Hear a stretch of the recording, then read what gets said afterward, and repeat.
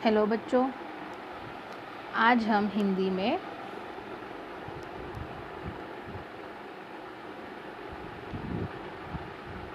कविता number 8 माँ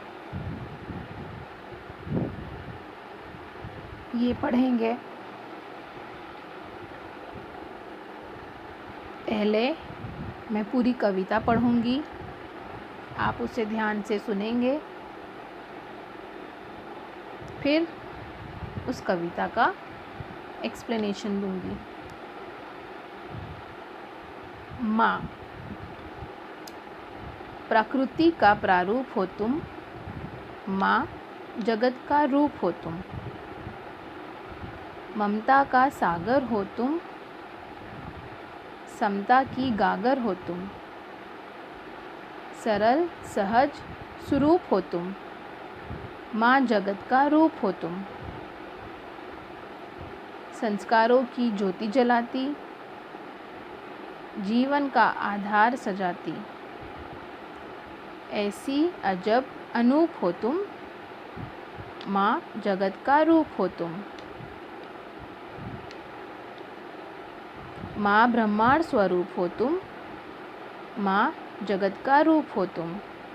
और इस कविता को लिखा है कवि रमेश यादव जी ने। अब हम इस कविता का एक्सप्लेनेशन देखेंगे। प्रकृति का प्रारूप हो तुम, माँ जगत का रूप हो तुम।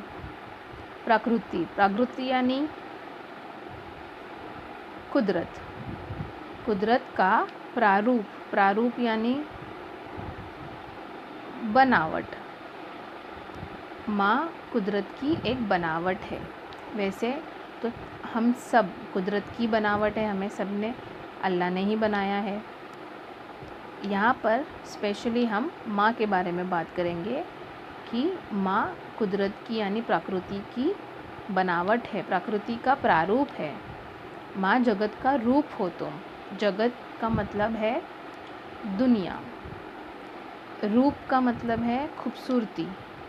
माँ इस दुनिया की खूबसूरती है, इसका मतलब माँ से इस दुनिया की खूबसूरती है। अगर कुछ दिनों के लिए हमारी मम्मी कहीं चली जाती है तो हम कितने परेशान हो जाते हैं। हम माँ के बगैर एक दिन भी रहने के लिए नहीं सोच सकते। तो जितनी भी हमारी खुशियाँ हैं वो सब कुछ हमारी माँ की वजह से है। ममता का सागर हो तुम, समता की गागर हो तुम। ममता यानी माँ की मोहब्बत। जब माँ हमसे मोहब्बत करती है उसे हम ममता कहते हैं। ममता का सागर हो, सागर का मतलब समंदर।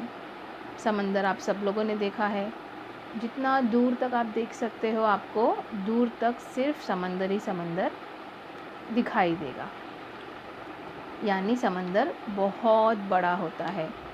यहाँ पर कवि ने कहा है कि माँ हमारी ममता का सागर है, यानी माँ हमें इतना प्यार करती है जो कभी ख़त्म होने वाला नहीं है। समता की गागर हो तुम। समता का मतलब है माँ अपने सारे बच्चों को एक समान देखती है। माँ के 2 बच्चे हो सकते हैं, 3 बच्चे हो सकते हैं। कभी कभी हम बोलते हैं कि आप बड़े भाई को ज़्यादा प्यार करते हो, या छोटे भाई को ज़्यादा प्यार करते हो, या बड़ी बहन को ज़्यादा प्यार करते हो, मुझे नहीं प्यार करते हो। लेकिन ये सिर्फ हमारी सोच होती है। असल में माँ अपने सारे बच्चों को एक जैसा, एक समान प्यार करती है।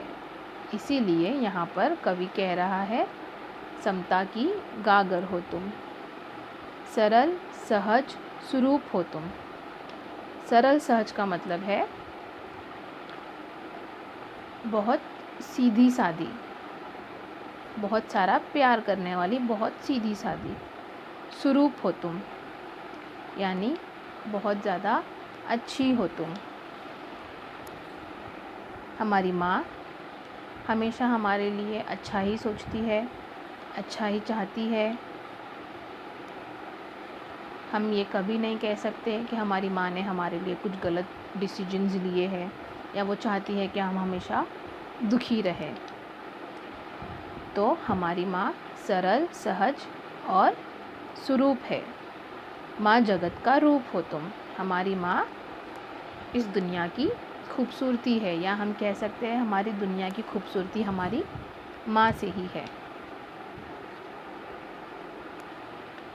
संस्कारों की ज्योति जलाती, जीवन का आधार सजाती। संस्कार का मतलब है वैल्यूज़, तहज़ीब जो हमें माँ से मिलती है।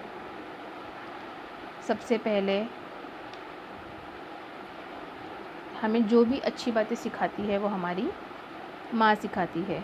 हमें कैसे बात करना है, कैसे खाना है, कैसे रहना है, कैसे लोगों से बात करनी है, कैसे लोगों को इज़्ज़त देना है।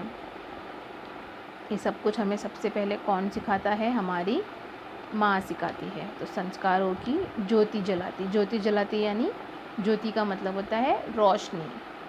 तो हमें अच्छी बातों की तरफ कौन लेके जाता है? हमारी माँ।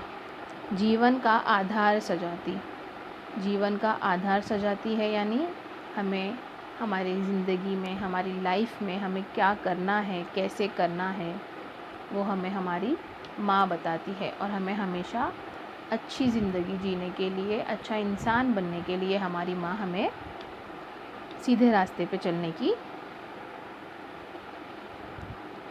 बातें बताती है और हमारे लिए हर कदम पर हमारे साथ खड़ी होती है।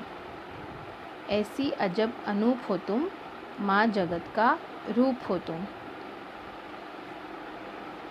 हमारी माँ हमारे लिए चाहे जितनी भी कुर्बानियाँ दे दे, कितना भी हार्ड वर्क कर ले, लेकिन हमारी माँ हमसे हमेशा उतना ही प्यार करती है और करती रहेगी। माँ जैसा इस दुनिया में कोई नहीं है। कई बार हम अपनी माँ से बदतमीज़ी कर लेते हैं, उन्हें कुछ बोल देते हैं, चिल्ला देते हैं, झगड़ा कर लेते हैं। हमारी माँ हमसे नाराज़ हो जाती है, लेकिन वो सिर्फ़ कुछ वक्त के लिए ही नाराज़ होती है। जब आप अपनी माँ के पास जाओगे, उनसे माफ़ी मांगोगे, उनके गले लग जाओगे, तो आपकी माँ आपको माफ़ भी उतना ही जल्दी कर देती है। हमारी माँ हमसे ज़्यादा टाइम तक गुस्सा नहीं रह सकती है। क्यों? क्योंकि हमारी माँ हमें बहुत ज़्यादा प्यार करती है। उसी तरह हम भी हमारी माँ से ज़्यादा टाइम तक नाराज़ नहीं हो सकते हैं। क्यों? क्योंकि हम भी हमारी माँ को बहुत प्यार करते हैं। हमें हमेशा अपनी माँ की इज़्ज़त करनी चाहिए, उनकी बात माननी चाहिए, उनके साथ अच्छा बर्ताव करना चाहिए, उनके साथ उनके काम को शेयर करना चाहिए, घर के कामों में उनका हाथ बटाना चाहिए और हमेशा उन्हें खुश रखने की कोशिश करनी चाहिए। माँ ब्रह्मांड स्वरूप हो तुम। माँ ब्रह्मांड, ब्रह्मांड यानी यूनिवर्स। हमारे लिए तो हमारी माँ ही हमारा सब कुछ है। तो यहाँ पर कवि कह रहा है कि माँ तुम ब्रह्मांड स्वरूप हो, यानी तुम मेरे लिए मेरी यूनिवर्स हो। मुझे दुनिया से कोई लेना देना नहीं है। मेरी माँ ही मेरी दुनिया है। मेरी हर खुशियाँ मेरी माँ से शुरू होकर मेरी माँ पर ही ख़त्म हो जाती है। माँ जगत का रूप हो तुम। ये कविता हमें बहुत ध्यान से पढ़नी है और याद भी करनी है।